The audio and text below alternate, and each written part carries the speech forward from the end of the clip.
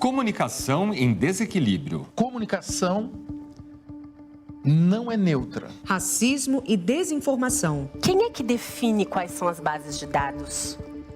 Que registros, narrativas, saberes alimentam esses modelos? Saúde mental de crianças e adolescentes. Como é que nós explicamos esse aumento de casos diagnósticos de sofrimento emocional, de suicídios? Tecnologia e inclusão. E agora a gente adentra nessa era de poder literalmente mesmo, conversar com a máquina. A aceleração no divã. Sociedade e comunicação na era da inteligência artificial.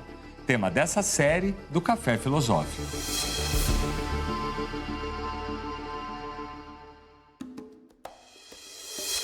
É na relação com o meio ambiente, com a natureza e com outros seres que, ao longo da história, se desenvolveu a inteligência humana. Trazemos saberes ancestrais e aprendizados que seguem sendo construídos socialmente. E esses saberes também são incorporados às tecnologias que criamos. Ter um olhar crítico sobre a inteligência artificial é pensá-la a partir de uma perspectiva histórica, que envolve a forma como produzimos, nos relacionamos e até como vemos e sentimos o tempo. Por seres tão inventivo e pareceres contínuo, tempo, és um dos deuses mais lindos. E quando eu tiver saído para fora do teu círculo, não serei, nem terá sido. Tempo. Ainda assim, acredito ser possível reunirmos-nos num outro nível de vínculo. Em oração ao tempo, Caetano nos apresenta um dos deuses mais lindos, o Inquice Tempo, dos povos Bakongo, povo africano. E esse deus, ele é muito diferente do titã grego Cronos. Na chamada filosofia ocidental, as origens gregas, na Grécia Antiga, estão muito presentes. E muitos dos temas, dos vocabulários e das cosmologias da filosofia se estruturam nessa mitologia grega, mesmo que seja uma observação crítica e racional da mitologia. Cronos, filho de Urano e Gaia, inspirou o conceito filosófico de Cronos, a personificação abstrata do tempo. Cronos devora seus filhos. Cronos representa esse tempo que devora, que tudo consome, e a gente precisa correr do tempo. Em uma perspectiva ocidental, eurocêntrica, a gente está acostumado, então, a correr contra o tempo. Não dá tempo para nada, a gente acelera, corre, mesmo assim não consegue, não dá tempo. Mas essa é uma perspectiva do tempo, e não é a única. Para muitos povos, tempo é outra coisa. Para os povos Bakongo, tempo é um inquice que permite que tudo aconteça. Dá tempo de tudo, porque nada é possível sem o tempo. Sob o tempo, tudo pode acontecer e no tempo tudo cabe. A gente não precisa correr. Diferentemente do tempo linear eurocêntrico, o tempo Bakongo, assim como em muitos povos, é circular. Nego Bispo nos ensinou que não tem começo, meio e fim, mas sim começo, meio e começo. Porque na gira do tempo, no tempo espiralar, como nos ensinou a Leda Maria Martins, tempo gira, não exatamente no mesmo lugar, mas numa espiral. A gente não volta para o mesmo lugar, mas a gente volta perto. Não tem fim, tem recomeços. Em vez, então, de uma linha, os povos Bakongo têm uma representação circular do chamado cosmograma Bakongo. Pensem em um círculo cortado ao meio. Tudo que está acima é o mundo físico, o mundo concreto. E tudo que está abaixo dessa linha é o mundo espiritual, o mundo abstrato. O meio, que é o horizonte, também é Kalunga. O nascimento de qualquer coisa está aqui em Kalunga. Mas antes do nascimento existe algo. Existe a concepção, que está abaixo, nesse mundo abstrato. E quando a gente pensa num círculo que não vai como relógio, mas vai no sentido anti-horário, a gente tem concepção, nascimento, amadurecimento e morte. Essa volta segue depois da morte, tem uma nova concepção para um novo nascimento, sem começo e sem fim. Tempo também está em nós. Nós também somos tempo. Tempo é cíclico, como são os ciclos lunares, como são as semanas, como são os dias, como é a vida de uma pessoa, um tempo histórico, a história da humanidade. Se o que eu precisava fazer não coube em 1 hora, como eu tinha planejado, vai ter 1 hora depois. Se não coube em um dia, eu tenho o dia seguinte. Se não coube na vida, vai caber em outras vidas. Não necessariamente na minha, mas na vida de quem vem depois. É um tempo alargado, é um tempo ancestral. Presente existe porque existe passado. Assim como só existe futuro se existir passado. E para falar sobre isso, a gente precisa falar sobre memória. Memória nos permite conectar as temporalidades. Quando eu falo memória, eu lembro agora, no presente. Eu só lembro no tempo presente. Então, memória não é algo que acontece no passado, porque eu estou lembrando agora. Mas é evidente que eu lembro daquilo que já passou. Então, a memória conecta aquilo que está acontecendo agora ao que aconteceu antes. Tem um símbolo chamado Sankofa. É um adinkra dos povos Ashanti de Gana. É um pássaro que tem os pés virados para frente, mas a cabeça virada para trás. É muito importante para os povos Ashanti, porque nos lembra que tudo que acontece agora tem conexão com o que veio antes. Se agora eu lembro o que aconteceu e a memória conecta os tempos, isso sempre se dá de forma fragmentada, é sempre nos pedaços. E como ensinou a Ecleabose, eu só posso comunicar a memória por meio da linguagem.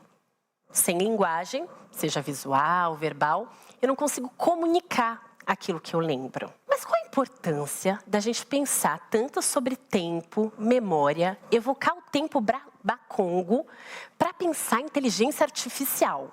Isso que se convencionou chamar inteligência artificial não é como a inteligência humana. Inteligência artificial é um sistema tecnológico que aprende a processar informações a partir de bases de dados. A gente está falando, então, de um conjunto de sistemas que vai aprendendo a como ele deve processar as informações, como ele deve interpretar os dados, e ele vai ajustando isso a partir dos próprios dados a que esse sistema tem acesso. Antes de complexificar um pouco mais essa ideia, eu queria traçar um paralelo com a inteligência humana para a gente entender melhor. Vamos pensar, então, numa comunidade quilombola, que está há muito tempo nas mesmas terras. E a cada ciclo lunar, a cada estação do ano, a cada geração, aprende mais sobre o solo, sobre o clima, sobre as sementes. Essa comunidade, ela ajusta o modo de plantar, adubar, podar, conforme os frutos que a terra oferece. Ela vai refinando as habilidades de cultivo a partir das informações e das mudanças, inclusive as mudanças climáticas. Os sistemas tecnológicos de informação, que ajustam seus parâmetros com base em dados, isso que a gente chama de inteligência artificial, IA, também refina a forma de processar e interpretar as informações à medida que tem acesso a novas e maiores bases de dados. Mas isso não acontece de forma automática, como pode parecer. Não é que quando eu estou lá no ChatGPT, eu alimento o ChatGPT, eu dou informações para eles, para fazer pergunta, e automaticamente ele gera novos parâmetros com a minha pergunta. Não é assim que funciona, não é imediato. As mudanças no parâmetro, aquilo que é incorporado, as informações que ele incorpora de fato, elas vêm da intervenção humana. Pessoas criam as regras. Pessoas desenvolvem os algoritmos, as formulazinhas que vão dizer aquilo que vai alimentar as bases de dados e aquilo que não vai. Que dados vão ser incorporados, de que maneira eles vão ser incorporados. É como se a comunidade quilombola reunisse registros de muitas colheitas e, num momento específico, revisasse tudo para ver o que a gente aprendeu, quais são os aprendizados, quais são as novas regras para as próximas plantações. Quando a comunidade quilombola faz isso, alguém precisou registrar. Não é tudo que a gente registra. A gente faz escolhas das palavras que a gente registra. Alguém escolheu o que é aprendizado. Do mesmo jeito acontece na inteligência artificial. E aí a gente precisa se perguntar, quem é que define quais são as bases de dados? Que registros, narrativas, saberes alimentam esses modelos? E mais importante, que conhecimentos ficam fora? Que sujeitos ficam fora? Quais estão as ausentes? Quais são invisíveis? No próximo bloco, Nós precisamos nos apropriar das tecnologias digitais como produtoras de tecnologia.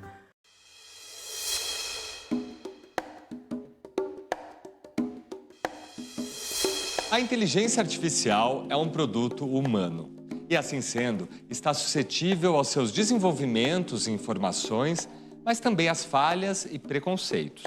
Entender que a IA é resultado de uma programação feita por pessoas permite questionar quais são as mentes por trás da elaboração desse conteúdo e quais são as mentes que estão fora desse processo. Afinal, quem decide quais dados ficam e quais serão descartados? Ao olharmos para as origens desses sistemas, encontramos escolhas feitas a partir de um ponto de vista muito específico, que não é neutro e nem universal. Vocês sabem quem é que alimenta a inteligência artificial que a gente usa hoje, primordialmente, seja lá em que plataforma, em que tecnologia for? São empresas no norte global, cujas lideranças e equipes são majoritariamente compostas por homens brancos. Esses homens brancos decidem que conhecimentos são considerados importantes, relevantes para alimentar essa base de dados e quais são descartados no treinamento das máquinas.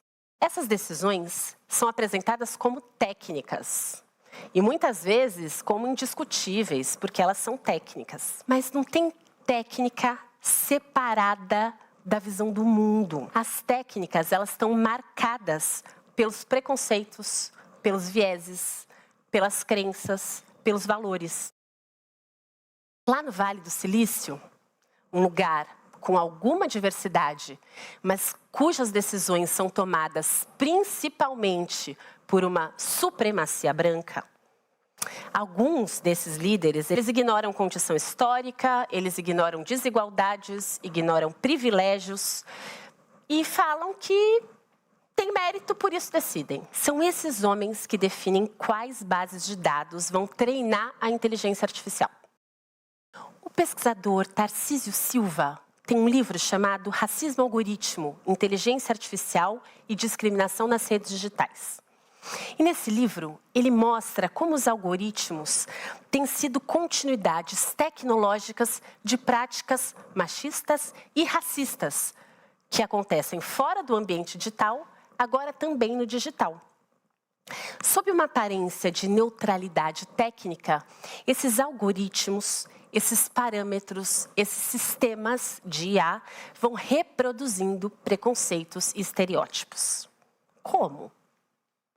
Vou dar uns exemplos que o próprio Tarcísio dá, que é o dos sistemas de reconhecimento facial. Vocês sabem que esses sistemas, eles apresentam muitas falhas e muitos falsos positivos, principalmente para pessoas negras. Esse viés de pegar principalmente pessoas negras em falsos positivos, ele não é um acidente técnico. Ele é consequência direta do racismo que existe em quem decide que dados treinam as máquinas de reconhecimento facial, como esses dados são coletados e quais são os objetivos desse sistema. As bases de dados são formadas a partir de imagens obtidas em câmeras de vigilância, fichas policiais, arquivos de segurança. Esse conjunto de informações, historicamente, está sobrecarregado de rostos de pessoas negras. Por quê? Porque, historicamente, a polícia aborda e criminaliza pessoas negras. Empresário corrupto, mesmo quando ele é investigado, julgado, condenado por corrupção, o rosto dele não aparece nessa base de dados. Quem mais lucra com crime no Brasil não tem o rosto nessas bases de dados. O algoritmo aprende a partir de um montante de informações que já tem viés. Se a maior parte das imagens rotuladas como suspeitos é de pessoas negras, o sistema passa a associar com mais facilidade rostos de pessoas negras como suspeitas. Então, a gente tem um ciclo de racismo que estrutura a sociedade brasileira e que estrutura muitas sociedades, também a norte-americana, onde muitas dessas tecnologias são produzidas, e isso também vai se reproduzir nos algoritmos, naquilo que o Tarcísio nomeou racismo algorítmico. Outro exemplo que o Tarcísio dá no livro é sobre as equipes, em sua maioria brancas e masculinas também, que interpretam como não ofensivos termos machistas, racistas, quando eles são usados nas redes sociais. Quando essas pessoas planejam a moderação de conteúdo nas redes sociais, como elas acham menos ofensivo, elas não deixam isso ali tão evidente. Diante da decisão do Zuckerberg de, nos Estados Unidos, tirar a moderação de conteúdo, aquele racismo e aquele machismo que estavam embutidos no algoritmo, que deixava algumas coisas passar, agora ele está explícito, ele está escancarado, ele está filmado em vídeo no Instagram. A Sueli Carneiro, ela usa o conceito de epistemicídio para analisar as formas pelos quais saberes, principalmente os produzidos pelas pessoas negras, são continuamente negados, silenciados, destruídos, principalmente em nome de uma autoridade branca hegemônica. Epistemologia é aquilo que nos diz quando um conhecimento é considerado conhecimento válido. O que define conhecimento válido e não válido? Um saber válido e aquele que não é? A epistemologia. Na universidade, muitas vezes, a gente aprende o que é produzido na Europa por pessoas brancas, e esse é o conhecimento válido. Aquilo que é produzido nas comunidades indígenas, quilombolas, nas favelas, não é conhecimento válido, não está na universidade. Por muito tempo, livros de autores negros não estavam nas grandes editoras, porque não eram, assim, livros considerados tão válidos. Publicados, principalmente, homens brancos também no Brasil, mesmo um país de maioria negra. Essa negligência com determinados saberes produzidos por um grupo racial específico, produz regimes de poder a partir de um regime do saber. Aquilo que é conhecimento válido dá poder para quem produz esse conhecimento reconhecido como válido. E quem produz um conhecimento que nem é considerado conhecimento, não vale lá muita coisa. Então, uma das faces da política de morte destinada a pessoas negras é o epistemicídio. Esse conhecimento que vocês produzem não vale nada, não é conhecimento. Ou a falta de acesso à educação na primeira infância, na juventude, como também aponta Sueli, tira muitas pessoas negras da possibilidade de registrar os próprios conhecimentos produzidos em sua comunidade. Nessas várias faces do epistemicídio, a gente tem uma configuração de lógica de poder que impõe saberes normativos a partir da branquitude. Quando os algoritmos são treinados com dados centrados nessas epistemologias eurocêntricas, eles repetem epistemicídio numa escala massiva. E a gente vai criando uma memória digital que é excludente, hierárquica e também racista.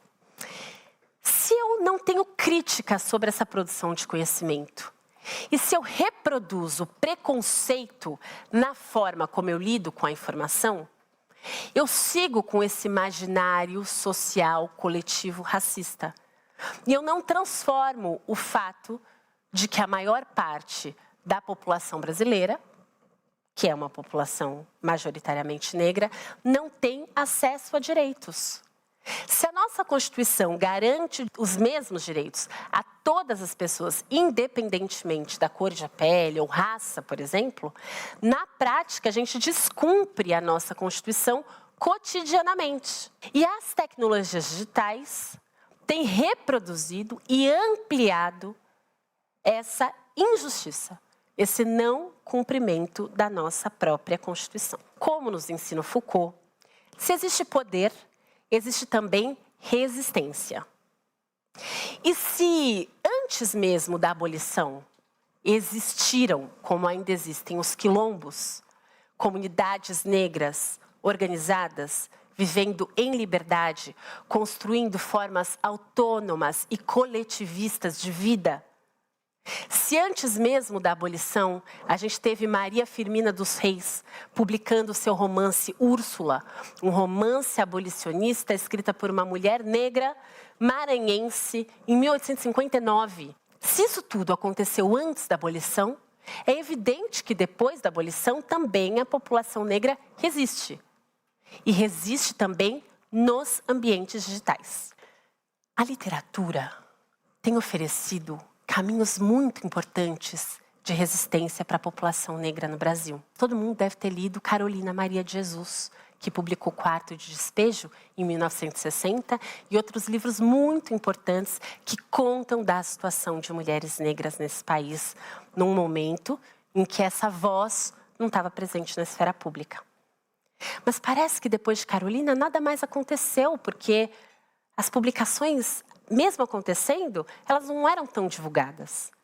Em 1978 foi fundado Quilomboje, um coletivo de pessoas negras que publicam até hoje os Cadernos Negros, uma edição de poesia, uma edição de contos, que lançou pela primeira vez muitas autoras e autores negros importantes do país. Conceição Evaristo publicou pela primeira vez nos Cadernos Negros. Conceição Evaristo, considerada uma das maiores e melhores escritoras do nosso país, que cunhou o termo escrevivência, quando mulheres negras se apropriam da pena, da condição de produzir literatura, para contar da nossa existência nos nossos próprios termos, não nos termos racistas de quem produzia literatura nos olhando como objeto antes. Hoje, nós somos objeto de quem escreve os algoritmos. Nós não podemos ser só objeto ou usuárias dessas tecnologias. Do mesmo jeito que na literatura a gente se apropria da pena e produz escrevivência, nós precisamos nos apropriar das tecnologias digitais como produtoras de tecnologia. Nós precisamos escrever os códigos, nós precisamos escolher e definir as bases de dados. Nós devemos produzir inteligência artificial, não apenas sermos usuárias. No próximo bloco... Nessas redes sociais, controladas pelas grandes empresas, a gente precisa de regulamentação.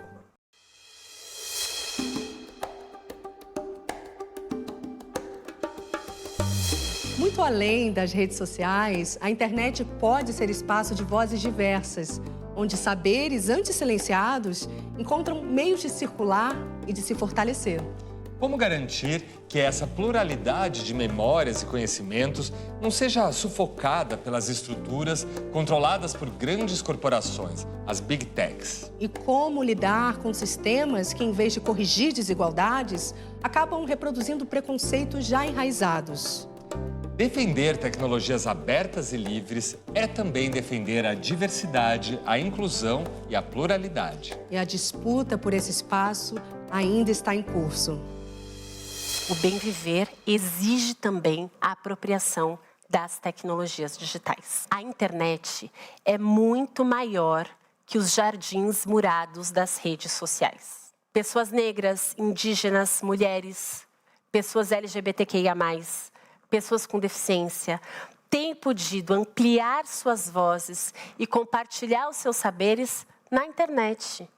Esse é um fenômeno que foi muito celebrado no começo dos anos 2000 e que não acabou, como muitas vezes as redes sociais e hoje, como a gente vê a inteligência artificial, faz parecer. Nina da Hora é uma das pesquisadoras que nos lembra que em ambientes descentralizados e colaborativos em plataformas independentes, porque sim, plataformas independentes existem. Existem podcasts comunitários, existem acervos periféricos, existem acervos negros.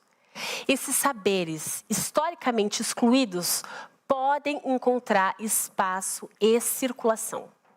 Vocês devem conhecer o portal Guielé-10, que reúne muitas informações produzidas por e sobre pessoas negras no Brasil.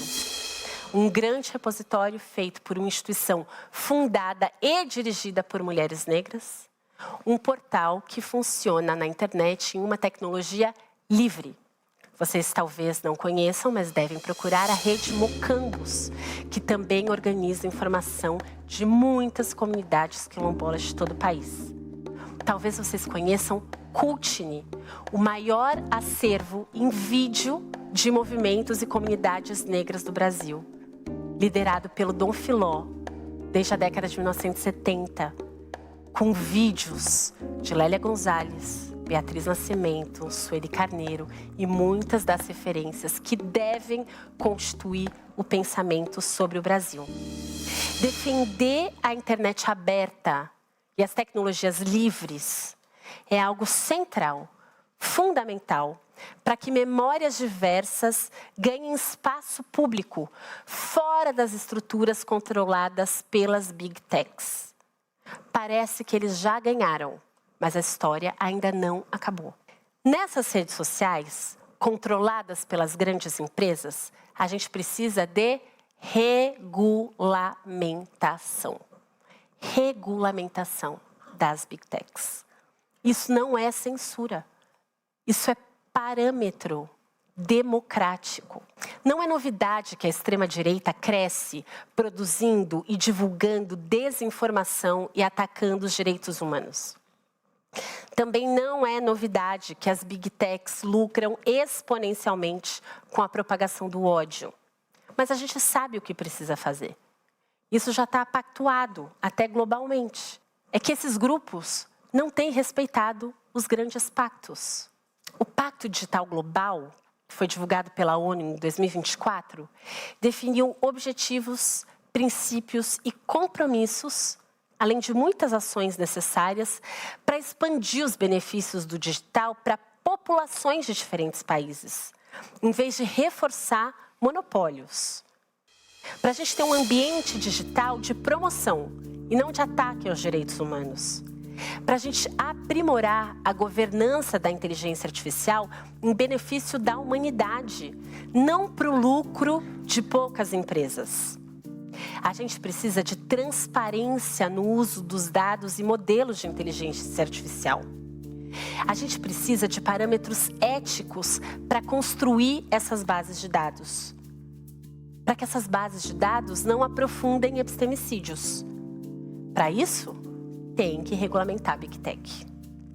A gente também precisa de investimento para que grupos brasileiros, para que pessoas negras, indígenas, mulheres, LGBTQIA+, pessoas com deficiência, para que a gente não seja só usuário dessa inteligência artificial.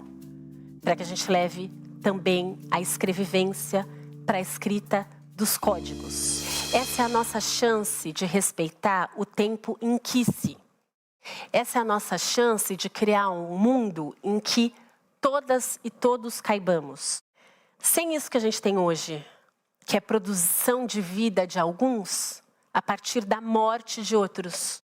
Promover a morte de pessoas negras e indígenas no sul do mundo não é acaso, é projeto. E é esse projeto que precisa parar. Para que a gente busque, de fato, equidade, igualdade, justiça, liberdade para todas as pessoas, a gente não pode ter esse uso acrítico de IA para correr mais, para produzir mais, para escrever mais rápido, para eu terminar esse trabalho antes. Eu vou correndo e eu vou gerando lucro para outros. Um lucro que produz morte e não vida. E no fim a gente está correndo atrás do quê mesmo? Acho que todo mundo já sabe, mas eu vou aqui repetir. Todo mundo vai morrer um dia. E a gente está correndo até a morte? Ou a gente vai desfrutar da vida? Ou a gente vai desfrutar do tempo? Eu não quero usar a inteligência artificial para escrever mais rápido, porque eu tenho muito prazer com a escrita. Porque quando eu escrevo, eu elaboro o que eu sinto. Porque quando eu escrevo, eu lido com os meus traumas. Porque quando eu escrevo, eu acesso o meu inconsciente, o inconsciente coletivo. Eu acesso conhecimentos profundos. Eu não quero abrir mão disso para o lucro de empresas no Vale do Silício, para entregar um texto mais rápido, para alguém lucrar antes e para eu correr até um burnout, até a morte. A gente vai correr contra o tempo ou a gente vai viver o tempo? A ancestralidade é clivada por um tempo curvo, recorrente, anelado. Um tempo espiralar que retorna, reestabelece e também transforma, e que em tudo incide. Um tempo ontologicamente experimentado como movimentos contíguos e simultâneos de retroação, prospecção e reversibilidades, dilatação, expansão e contenção, contração e descontração, sincronia de instâncias compostas de presente, passado e futuro. Dilatação e contenção. O tempo espiralar que nos permite, mesmo nesse momento de desinformação e de aceleração, retornar, reestabelecer e transformar. Que com parâmetros éticos e diversidade, a gente possa ser produtora, não só usuária de IA. Para enfrentar o racismo e a desinformação, para produzir memória em rede, para desfrutar do tempo, para que todas as pessoas sejam livres, não apenas a supremacia branca do Vale do Silício. A Ingrid, ela pergunta se quem decide quais dados entram na IA carrega uma visão de mundo específica, como a gente garante que outras vivências, como de mulheres e pessoas negras, também façam parte desse processo. Quem tem dinheiro, né, Ingrid, para investir hoje em inteligência artificial são essas grandes empresas que têm acesso ao capital, né? Infelizmente, quando a gente pensa em política pública de distribuição de crédito para a produção de tecnologia, quem recebe esse dinheiro, esse financiamento, não são os coletivos negros, de mulheres, indígenas, quem está nas periferias produzindo tecnologia, muitas vezes tecnologia de ponta, mas sim as grandes empresas. Então, pensando no Brasil, a gente precisa de política pública que incentive, de fato, uma produção de tecnologias aqui. Tecnologias livres, produzidas por mulheres, como você perguntou, Ingrid. E quando a gente olha para um contexto global, a gente vive um mundo em disputa. Isso está cada vez mais evidente. Só que um mundo em disputa, em que algumas pessoas têm, de fato, defendido à luz do dia que nem todos podem viver. Que sim, a maioria das pessoas tem que morrer para que poucos vivam. Isso vai contra tantos parâmetros do chamado humanismo, daquilo que por muito tempo organizou pactos coletivos, daquilo que tantas vezes a gente chama de civilização.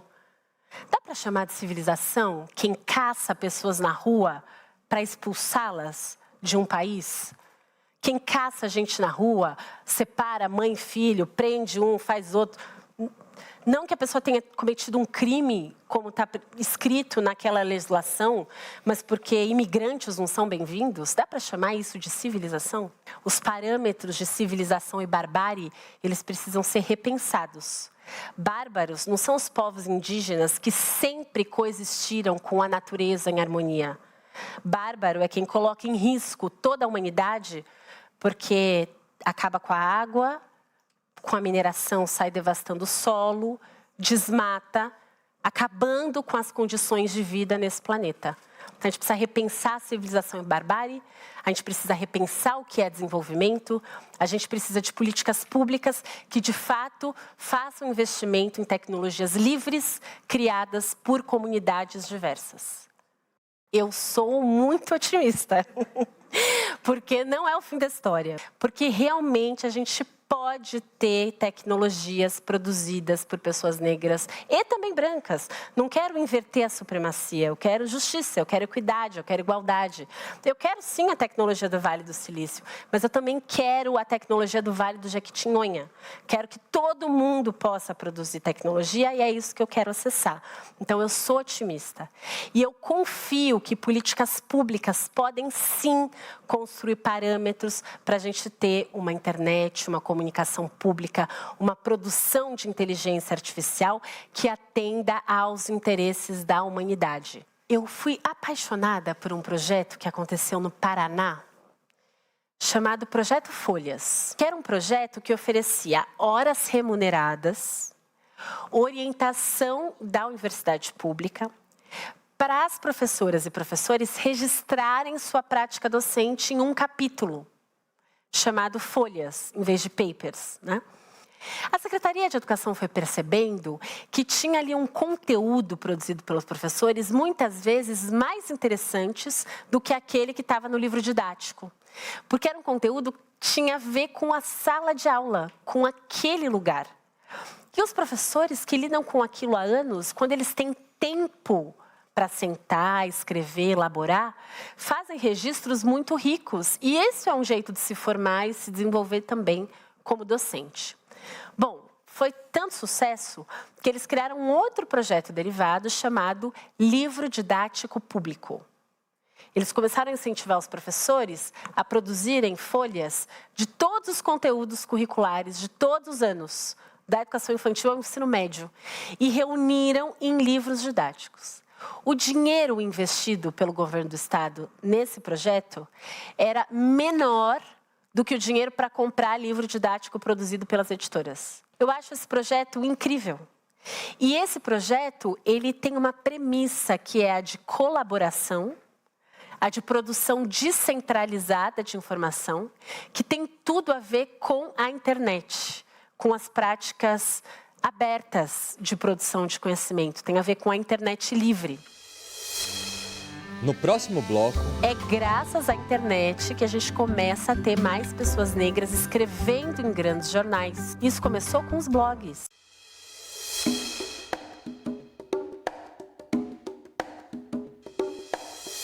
As tecnologias digitais abriram caminhos para que mais vozes ganhassem espaço público, rompendo barreiras antes impostas pelos grandes meios de comunicação.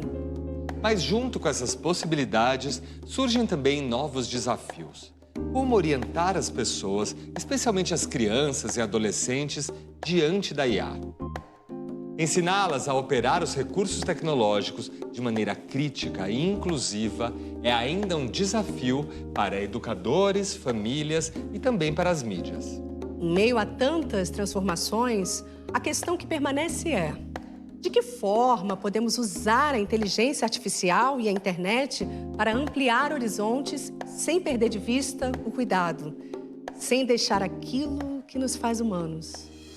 Antes da internet, só era lido, não só no Brasil, mas no mundo todo, quem tinha dinheiro ou acesso a uma gráfica para imprimir uma quantidade grande de jornais ou revistas ou livros, quem tinha acesso a uma antena de televisão ou rádio para conseguir falar com muitas pessoas. Então, era uma comunicação possível de poucos para muitos. Era uma comunicação muito centralizada. Telejornal, novela, seja entretenimento, seja jornalismo, só tinha gente branca. Autoras e autores negros a gente não lia, porque as editoras também não publicavam. Com a internet, com a digitalização dos acervos e a comunicação em rede, a gente teve a possibilidade de mais pessoas falarem na esfera pública. É óbvio que uma pessoa não tem a mesma capacidade que uma grande empresa, mas a possibilidade passou a existir e antes não existia. E aí a gente começou a ter, por exemplo, o portal Guelé10, como eu citei, publicando textos de autoria negra que ninguém conhecia. É graças à internet que a gente começa a ter mais pessoas negras escrevendo em grandes jornais, Isso começou com os blogs. Blogueiras negras, blogueiras feministas. Nos blogs, mais vozes da minha geração de mulheres negras, começaram a ter espaço na esfera pública. E aí os grandes veículos de comunicação começaram a perceber que estava feio e que também era rentável e começam a convidar mais sujeitos também para os seus veículos.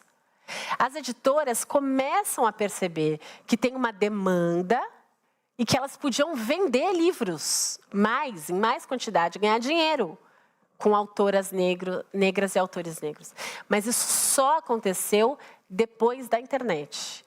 Então, a gente não pode desconsiderar que, graças à digitalização e à comunicação em rede, graças à internet, a gente teve uma proliferação de vozes na sociedade que fortaleceu também a demanda por representatividade negra, que obrigou as grandes emissoras de televisão a colocarem gente negra em bancada de jornal, a terem atrizes, atores negros nas suas novelas. Essa já era uma demanda antiga de movimento negro. O Teatro Experimental Negro, fundado na década de 1940, formou as principais atrizes negras do Brasil, as mais velhas que a gente conhece. Mas elas eram poucas e elas só faziam papel de empregada doméstica ou de escravizada nas telenovelas. Então, se eu tenho um livro publicado, se eu escrevo em grande jornal, se eu faço comentário no telejornal de uma TV pública, isso só aconteceu porque eu comecei a escrever na internet, porque mais mulheres negras puderam escrever na internet. O que é que a família pode fazer com relação a isso? Porque antes da criança, do adolescente ser cooptado, né, pela IA, o que é que a família, de um modo geral, pode fazer com que essa criança cresça de uma maneira mais diversificada? Eu sou mãe de 3 adolescentes, então eu também me faço essa pergunta sempre. A gente pode apresentar possibilidades para as nossas crianças e os nossos adolescentes. A gente leva essa vida correndo contra o tempo, e muitas vezes a gente não tem condição de sentar para conversar, de propor um jogo, de propor uma caminhada, nem limpar a casa junto, nem cozinhar juntos, porque a gente precisa trabalhar e produzir, trabalhar e produzir, trabalhar e produzir.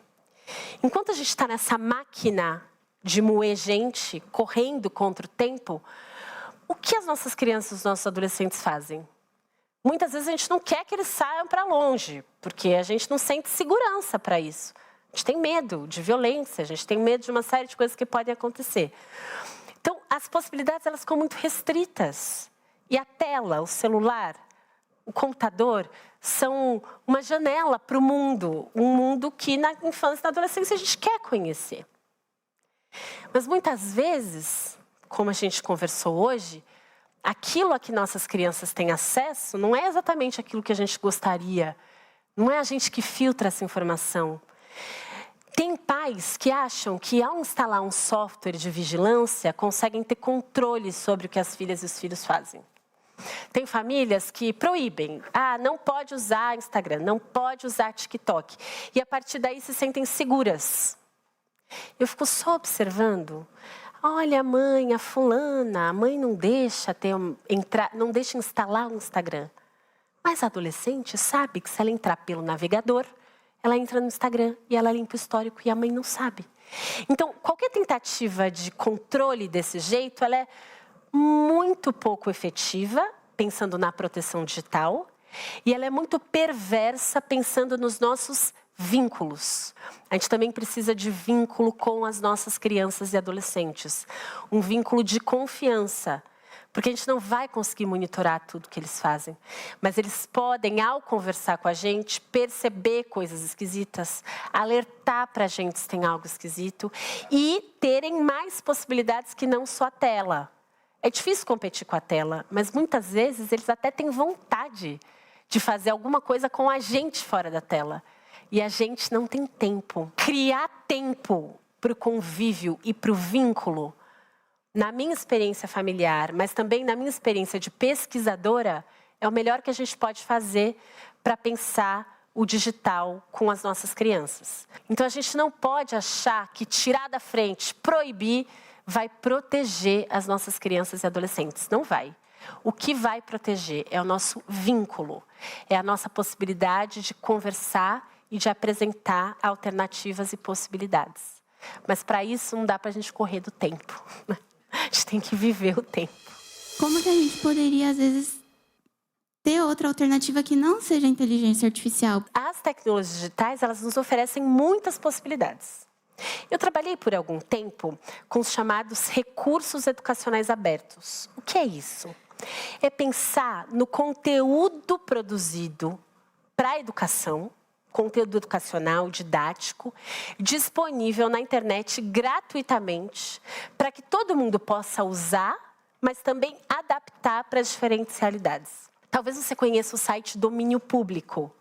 É um site que fica disponível no Ministério da Educação do Brasil já há muitos anos e que coloca grandes obras, muitos livros, mas também livros didáticos que estão em domínio público para qualquer pessoa acessar. Isso é maravilhoso. A gente poder acessar informação é um dos grandes benefícios da internet. Isso não é um problema. E usar a inteligência artificial para isso é uma possibilidade excelente. É um bom uso da inteligência artificial e das redes. Outra coisa que acontece, que é muito interessante na internet, na rede, é que não se formam só esses grupos pensando em fazer coisas horríveis. Se formam muitas comunidades de pessoas interessadas em um determinado assunto. Pessoas se juntam para estudar determinados temas. Pessoas se juntam para se organizar politicamente, para lutar por direitos. Tudo isso acontece também na internet. É como se a internet fosse uma ferramenta que a gente pudesse usar para qualquer coisa. A gente pode usar para coisas ruins e a gente pode usar para coisas boas. Mas o que ela faz é que ela potencializa, ela escala. E ela faz isso não de forma neutra. Porque quando você entra numa rede social, o algoritmo ele não vai te mostrar tudo. Ele vai te mostrar aquilo que ele acha que vai interessar para você. Isso é um problema. Mas quando você entra lá na internet, no navegador, http:// e você pode digitar qualquer endereço, desde que você o conheça, você tem uma possibilidade de acessar conhecimento no mundo todo.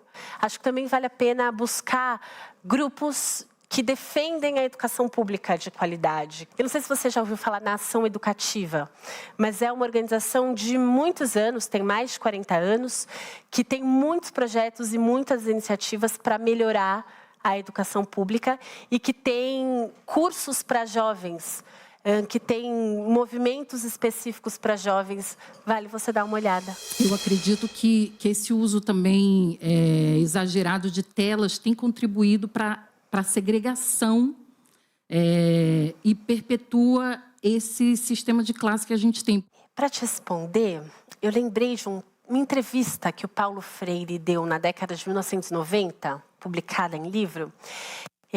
Ele tinha sido secretário de Educação Municipal em São Paulo e perguntaram para ele, e essa novidade aí de usar computador na educação, isso não vai destruir ou isso vai salvar a educação?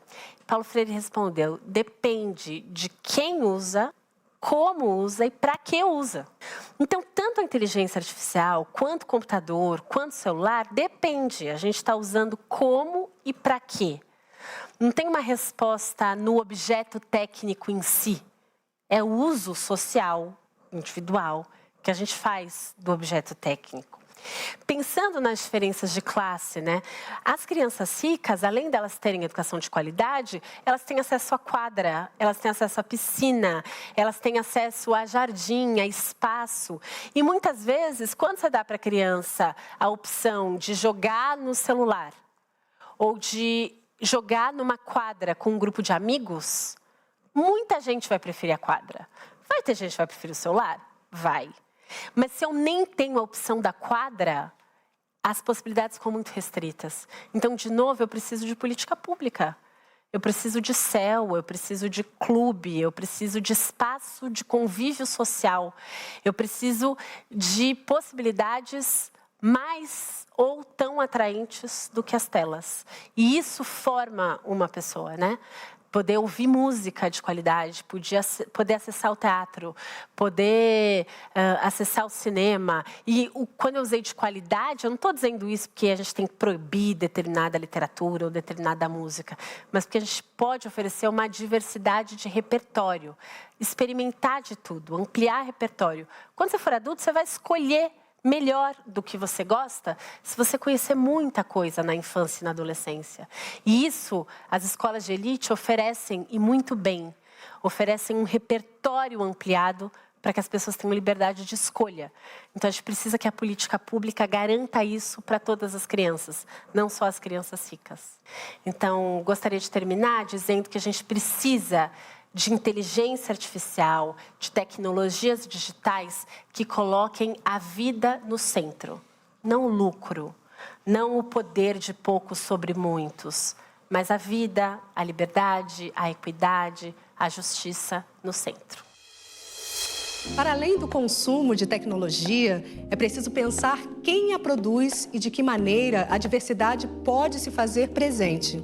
Desvendar quais saberes estão por trás da inteligência artificial é fundamental para o desenvolvimento de um uso crítico, inclusivo e diverso. Mais reflexões no canal do Café Filosófico no YouTube.